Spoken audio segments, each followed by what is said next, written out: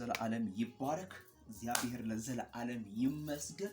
ምህረቱን፣ ቸርነቱን፣ በጎነቱን፣ መልካምነቱን፣ አባትነቱን፣ አምላክነቱን ለባሪያው ለመስፍን የገለጠ ለልጁ ለመስፍን ያበራለት ልዑል እግዚአብሔር ለዘላለም ይባረክ። እንደ ኃያል ልንወጣ የቻለው በልዑል አምላክ በእግዚአብሔር ነው። እንደ ጨካኝ ልንወጣ የቻለው በእግዚአብሔር ነው። በኢየሱስ ጠላቶቻችን የሸሹ በኢየሱስ ዝም ያሉን እግዚአብሔር ስለረዳን፣ ምክንያቱም እግዚአብሔር ስለተዋጋልን ትላንትናን አልፈናል። እግዚአብሔር ስለተዋጋልን እዚህ ደርሰናል።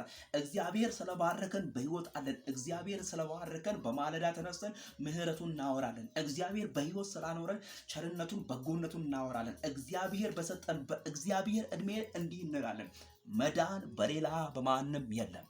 እንድንበት ዘንድ ከሰማይ በታች የተሰጠን ስም ኢየሱስ ክርስቶስ ነው። ይሄ እውነት ሐቅ ነው። ይሄ የሚዋጥ ሐቅ ነው። እየጣፈጠ የሚዋጥ ወንጌል ነው።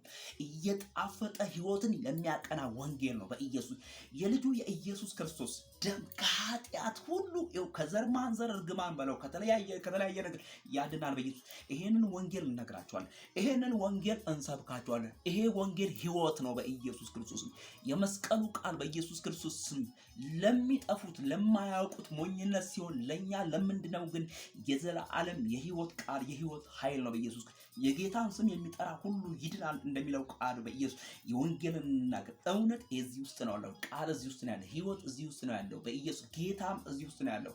ጌታ በኃይልና በስልጣን ቃሉን በእኛ ላይ ካጸና በኢየሱስ በኃይልና በስልጣን መዳን በሌላ በማንም የለም። በማህበራዊ ሚዲያ ላይ እያልን እንናገራለን። እንድንበት ዘንድ ከሰማይ በታች የተሰጠን ስም ኢየሱስ ክርስቶስ ነው እያልን እንናገራለን። በኢየሱስ ክርስቶስ